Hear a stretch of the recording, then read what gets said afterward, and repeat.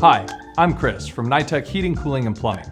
A clogged toilet can turn into a messy, smelly mess. Although most people know to grab their plunger, they often use it incorrectly. Here's how you should plunge the mess away. First, grab your plunger. You probably have one of these on hand, and in a pinch, you can use this one. However, they are actually designed for and perform best on flat surfaces like shower floors. What you want to use for a toilet is a flange-style plunger, like this one, or this one. They're designed to create an airtight seal with the drain at the bottom of the toilet. Some people recommend turning off the water to the toilet before plunging. However, in most cases, this is not necessary and can lead to leaks and valve breakage. We recommend you leave the water turned on.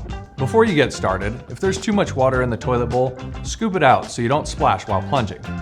You will need to leave a little bit in the bottom to attain a good seal. Then, tip the plunger so the cup fills with water. Position it vertically over the drain, then gently push down, and then pull up, like this. Without breaking the seal, repeat with quick plunging motions several times to clear the clog. After clearing the clog and restoring the flow, flush the toilet one more time to ensure the clog is cleared.